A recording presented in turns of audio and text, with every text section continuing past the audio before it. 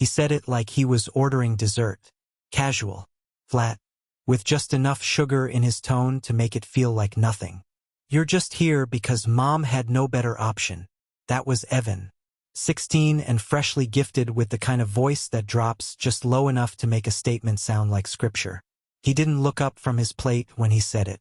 Didn't pause. Just kept eating. Like nothing had shifted in the room, even though everything had. I looked at Linda. She blinked. Slow. Then spooned more rice onto her plate like she hadn't heard it. Maybe she hadn't. Or maybe she had, and she was hoping I wouldn't react. Hoping I'd let it pass like I let so many things pass. I didn't shout. Didn't reach across the table. Didn't ask him to repeat himself, because he'd said it clear enough. And because nothing good ever comes after asking a teenager to say it again. Instead, I stood up. My fork hit the edge of the plate. Metal against ceramic, that clean, final sound. It rang louder than anything he said. I walked out of the dining room. Not in anger, not in the kind of fury that begs for attention. No slamming doors, no passive-aggressive silence. Just exit. A line drawn without explanation. In the hallway, I stopped. My feet felt heavy on the wood floor. I could still hear the scrape of Evan's fork, the clink of Linda's glass, the hum of the dishwasher running in the background. They didn't follow me. I went to the guest room and shut the door. That night, I didn't sleep beside Linda. Not because I was angry, but because I realized something worse than anger. I didn't feel surprised. The next morning, while the house still slept, I moved with precision. Booked a remote cabin north of Granbury. 2 nights. With stove. No cell signal. Enough food for one. Enough distance for breathing. Then I transferred everything, the joint account we used for bills, groceries, Kate's tuition, Evan's gas, over to my personal account. Nothing dramatic. Just a shift. A quiet correction in the balance of responsibility. Before I left, I scribbled a note on the kitchen counter, just above the fruit bowl they never touched. Sometimes no option is better. I locked the door behind me. Let me tell you something about how things used to be. I'm Ryan. I'm 45. Married Linda 6 years ago. 2 kids came with the deal. Evan was 14 then, Kate was 11. Now they're almost grown. I walked into their lives cautiously. Didn't want to be the guy who came in swinging, trying to replace anyone. Their real father, James, had been gone 2 years by then. Divorce, not death. The kind of exit that happens slowly. First emotionally, then legally, then financially. He moved to Denver with a new girlfriend. Promised the kids visits. Promised Linda alimony. Promised everything. Delivered none of it. When I stepped in, I didn't ask for titles. Didn't ask them to call me dad. Didn't correct them when they said Linda's husband instead of my stepdad. I just stayed. Quiet. Consistent. The kind of man who makes sure the car runs, the fridge stays full, the power stays on. I told myself it was enough. That presence, not pressure, would win them over. That consistency mattered more than closeness. That if I just gave and gave, someday they'd stop measuring me against a man who'd vanished. I was wrong. From the beginning there were signs. But they were small. Almost invisible unless you knew where to look. Like how Kate always posted "Thanks, Mom" on her birthday selfies. Even though it was me who picked up the cake, wrapped the gifts, made sure the money was there. Or how Evan once said, during a parent-teacher meeting, "Mom's the one who really handles all this stuff." I let it go. I told myself, they're kids. They're grieving even if they don't say it. Teenagers are selfish by design. They'll grow out of it. But the cracks deepened. There was the time Kate forgot her field trip money, and I drove across town on my lunch break to deliver it. She took the envelope, said thanks, then turned to her friends and said, "That's my mom's husband. Not my stepdad. Not Ryan. Not even eye contact." Then there was Evan's baseball season. I bought his cleats, paid the team dues, sat in bleachers in the freezing cold while he struck out half the time and walked the rest. His coach called me Dad by accident one evening, and Evan corrected him. Loudly, publicly. "He's not my dad, just my mom's husband." Those things stick. You pretend they don't. You come home, make dinner, watch TV beside kids who look right through you. But those little cuts, They don't bleed. They rust. A few weeks before the dinner, before that sentence, I overheard them. I come home early, took a call from the driveway, stayed an extra 10 minutes in the truck. The windows were open. It was a rare cool evening. I heard Evan's voice first. "He's just temporary," he said. "Mom would have chosen better if she could." Kate didn't disagree. She laughed. A short, cruel sound. Like relief. I didn't walk in right away. I sat in the truck a little longer. Watched the sun lower across the neighbor's roofline. Tried to find a version of the sentence that didn't feel like a blade. But there wasn't one. Later that night, I asked Linda about it. Not in anger, just curiosity. Softly, like I didn't already know. She sighed. "They're teenagers. They say things. Don't take it personally." But how else was I supposed to take it? What do you do when you've built your life on top of someone else's story, and they treat you like a typo? I remembered that moment during dinner. When Evan said it, that I was the product of no better option, it didn't come from nowhere. Came from everything. From the silences Linda let hang when the kids crossed the line. From the half-hearted thanks.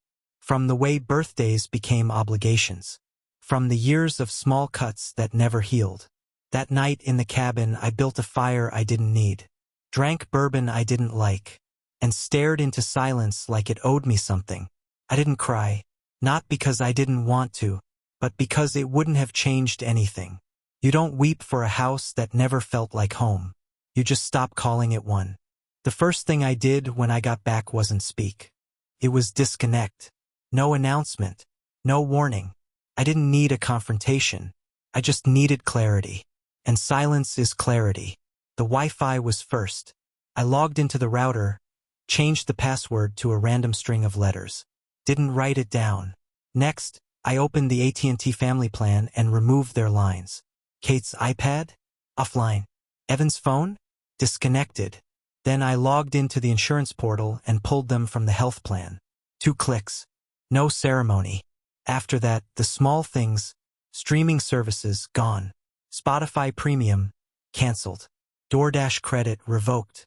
The automatic refill on Evan's gas card? Disabled.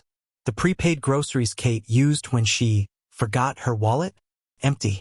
By the end of that Sunday, the house looked the same, but everything that made it run was gone. And they didn't notice. Not at first. That's the thing about being the unwanted option. You're invisible until you're gone. Monday morning hit like a bat to the back of the head. Kate screamed from her room. Not the kind of scream that comes with blood, but the kind that says inconvenience. She missed her Zoom class. Couldn't upload her paper. Wi-Fi wasn't working. Evan stumbled into the hallway, holding his phone like it had betrayed him. "My service is dead," he said. "Is there like an outage or something?" I didn't flinch. Just sipped my coffee. Let the silence stretch.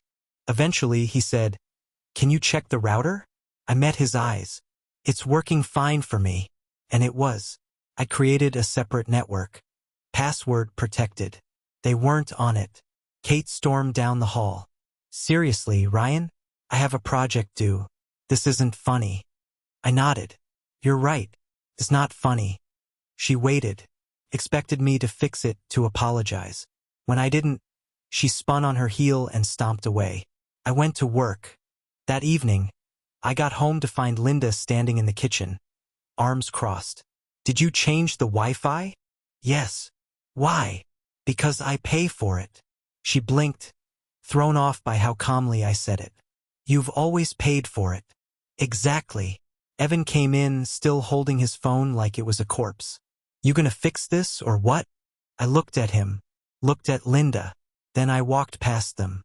That was Monday. By Wednesday, the unraveling had begun. Kate missed a deadline. Her laptop couldn't connect. She begged a friend to hotspot her phone, but it wasn't enough to upload the video project. She got a 0. Blamed the professor first, then the software, then finally me. Evan returned from baseball practice, furious. "The gas card's empty, and I can't get into the insurance app. It says the policy doesn't cover me anymore." I nodded again, calm, unbothered. "I'm no longer the better option," I said. He didn't get it. Not then. He just stormed off. But Linda, she stood still, quiet. That line landed. Because she remembered the dinner. She remembered Evan's words. She remembered mine. Sometimes no option is better. And now, they were living it. By Friday, Linda broke the seal. She called their dad. I heard her from the hallway. The tight voice, the frustration, the half-sarcastic. Well, I thought maybe this time you'd help. She came out of the room with her phone still in her hand, her face flushed with embarrassment. He said he just started a new job, she muttered. He's got nothing.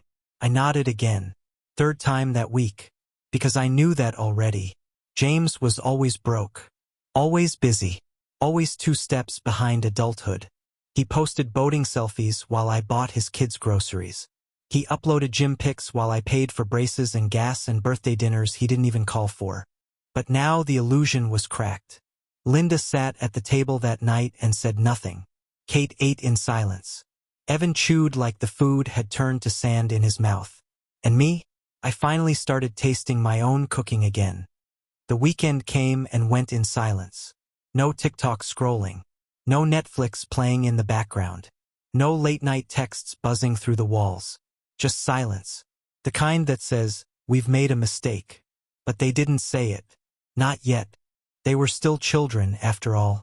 Even if their mouths held the cruelty of grown men. So I waited. There's a moment, in every man's life, when he realizes that silence isn't punishment. It's proof. Proof that what he gave was never acknowledged. Only expected. I used to think respect was earned. Now I know it's withheld. By the ungrateful. By those who take warmth and mistake it for obligation. You know what else happened that week? The trash didn't get taken out. The groceries ran low. Evan didn't refill the milk he drank straight from the carton. Kate didn't clean the bathroom she shared with Linda. The dishes stayed in the sink until they crusted. Because I stopped doing the invisible things. The things they never noticed until I wasn't there to do them. A family, they say, is a shared weight. But for 6 years I carried it like a mule. And when I set it down, they all stumbled. By Sunday night, Evan knocked on my office door. First time he'd knocked in months. I didn't answer right away. Let him stand there a moment. Then I said, "Come in." He opened the door, leaned against the frame. "You're really not paying for anything anymore?" "Correct." "Why?" I set down my pen. "Because you said I was just here because your mom had no better option." His face changed. It wasn't defiance this time. It was something worse. Recognition. He looked at the floor. "I didn't mean it like." "Did you mean it at all?" Silence. I nodded. "That's what I thought." He left the door open when he walked away. Later that night, I passed Kate in the hall. She had headphones in. Looked up as I walked by. Paused. "Mom says we should talk," she muttered. Then added, "You're mad, right?" I stopped. "I'm not mad," I said. "I'm finally listening." She frowned. "To what?" "To the truth. Yours. Evan's. All of it." She didn't respond. Just walked away. But her steps were slower. Like maybe, just maybe, she was carrying something for once. The next morning, Linda sat beside me on the porch. Coffee in both our hands. No makeup. No tension. Just tired honesty. "I let them take advantage," she said. I didn't speak. I made excuses for them. For too long. Still, I stayed quiet. They need to understand what you've done for them. Not just with money. With your life. Now I looked at her. "Do you understand?" She met my eyes. "I do now." That was the first time I believed her in months. Everything I did, suddenly, unnoticed? No, it had always been unnoticed. What changed was this. Now they felt it. Now they knew what it meant to live without the man they refused to acknowledge. Now they understood that the house wasn't just bricks and Wi-Fi and stocked fridges. It was the spine of a man who stayed. And when that spine finally stood straight, they all had to learn how to balance. It started with a knock. Sunday evening. Sky bleeding red over the rooftops. I'd spent the day trimming hedges that weren't mine. cutting branches that drooped like tired arms over our neighbor's fence. Tasks that needed no thanks, which made them easier to finish. The sun was low when the front door rattled under Evan's knuckles. Not loud, not urgent, just enough to be heard. I didn't answer immediately. Let him knock twice more. Then I opened it. They were all there. Linda, Kate, Evan, standing like a jury. But this time they weren't holding a verdict. They were holding something smaller, something heavier. Guilt. I didn't invite them in. I just stepped back. Linda entered first. Her hands were empty. Kate had her arms crossed. Evan's were stuffed deep in his hoodie. We ended up in the living room, nobody sitting. They didn't want comfort. They wanted consequence. And I was ready to deliver it. Linda spoke first. Her voice low, level. We need to talk. I looked at Evan. He nodded, barely. Then cleared his throat. We messed up, he said. Not a dramatic apology. No speeches. Just fact. I thought you'd always handle everything. I didn't realize. You didn't want to realize. I cut in. You preferred me invisible. You liked having things without acknowledging the man who gave them. He didn't argue. That was new. Kate stepped forward next. I said awful things because I assumed you'd always be there. A pause. I'm sorry. Still no chairs. No tears. No hugs. Just standing. Just words. Linda looked at me. Waiting. Hoping. Bracing. I kept my hands in my pockets. I don't need apologies, I said. I need awareness. I need behavior. Words mean nothing unless they come with change. I looked at each of them. The air between us was tight, cold.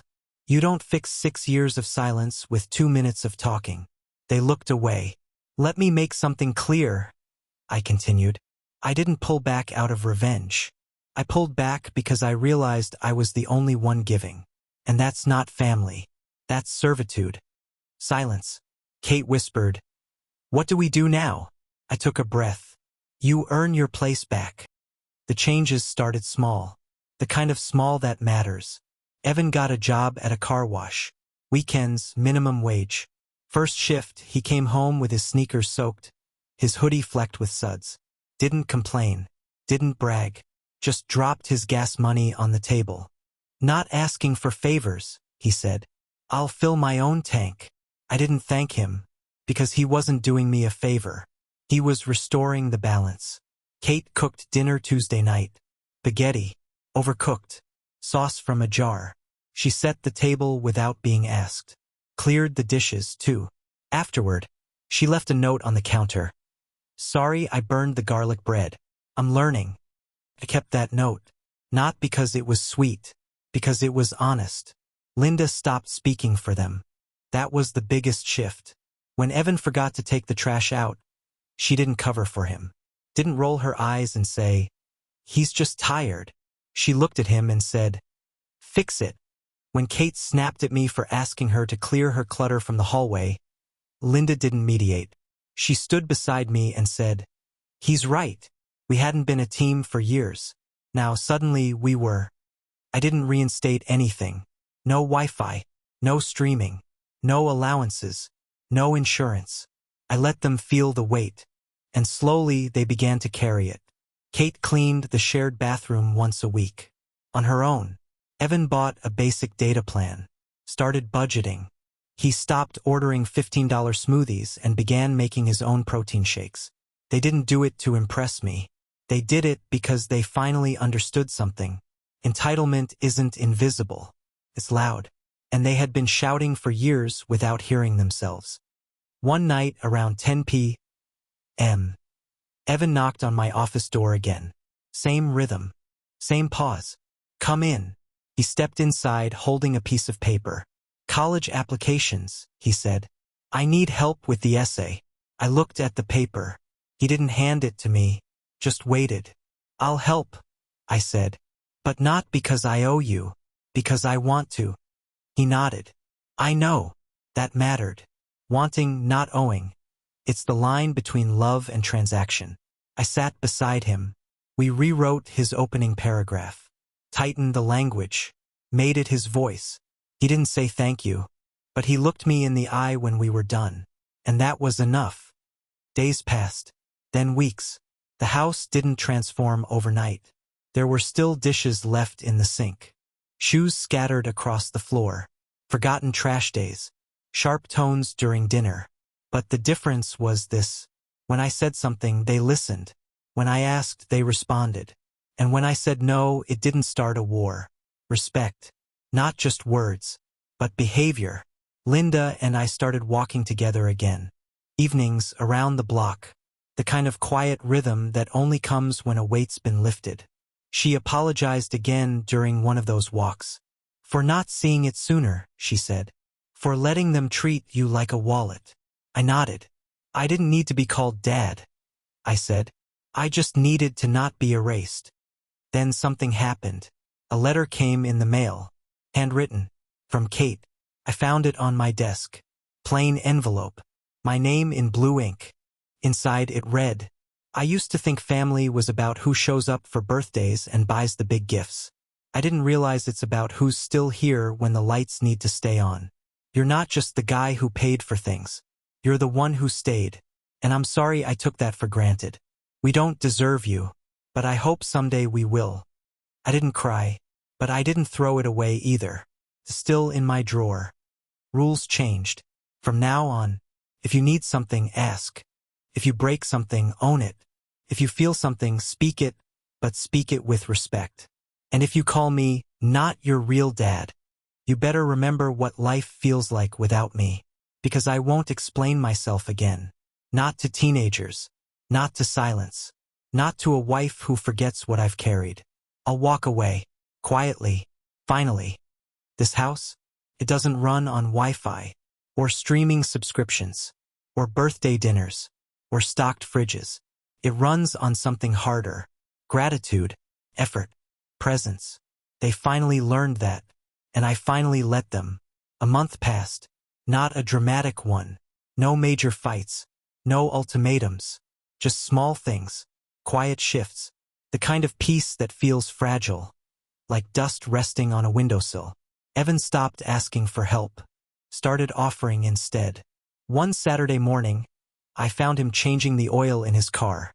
Didn't ask for tools. Didn't borrow mine. I just watched from the porch.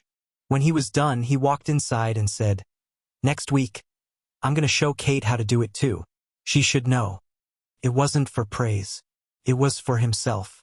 Kate kept cooking. The meals got better. Less burned. More seasoning. She even started adding leftovers to labeled containers in the fridge. She joked once, Bet you never thought I'd be the one meal prepping, huh? I just nodded. You're learning. She smiled at that. Not wide, not eager, but genuine. Linda started meeting me at the door again, kissing me like I wasn't just part of the furniture. I noticed the difference, not because it was grand, but because it had been missing for so long. Then came the sticky note, left on the mirror one morning, pink, curled at the corner. Kate's handwriting, messy and rushed. You're not just the guy who pays the bills. You're the one we chose once we figured out what real family means. I read it twice, then folded it, tucked it in my wallet. It's still there. The truth? Nothing's perfect. Evan still forgets to take out the trash. Kate still leaves shoes everywhere. Linda still gets quiet when conflict starts, the old reflex hard to kill. But it's different now. When I speak, they hear me. When I say no, it doesn't come with a tantrum. And when I leave the room, I'm not followed by silence. I'm followed by consideration. That's the word. Consideration. They finally see me as someone whose presence isn't a given. Not a backup plan. Not a financial crutch. Not the man they tolerate for convenience. But the choice they failed to recognize. Until the bill came due. And it did come due. In full. With interest. Not just the canceled payments, not just the sudden responsibilities. But the weight of realizing they had been living on borrowed grace. Grace I gave freely. Until I didn't. They saw what life looked like without me. And they didn't like it. So they rebuilt. Slowly. Brick by brick. Not because I demanded it. But because they needed it. They needed to see what family costs. They needed to stop measuring me against a man who left. They needed to understand that blood without commitment is just biology. That showing up every day, tired, broke, quiet, matters more than DNA ever will. Now I help because I want to, not because I'm expected to. When Evan asked for help with scholarships, I said yes. Not because I owed him, but because he came to me with respect, not assumption. When Kate asked if I'd co-sign for her campus apartment next year, I said, let's sit down and talk through it. Not yes. Not, of course. Not the automatic answer I used to give. Because now they know. Nothing is owed. Everything is earned. And I've earned peace. The door is still open. But now they knock. The fridge is still full. But now, they ask if we're low on anything before they drink the last of the milk. They still live here. But now I do too. Not as a ghost. Not as an ATM. Not as a placeholder. But as Ryan. A man who stayed. And who finally stopped staying quiet. Was I cruel? Maybe. Was I cold? I had to be. Because warm men get used. Quiet men get dismissed. And giving men get emptied. And I was all three. Until I stopped. So here's the question I'll leave with you. If your presence is only valued when it's gone, was it ever really valued at all? You tell me.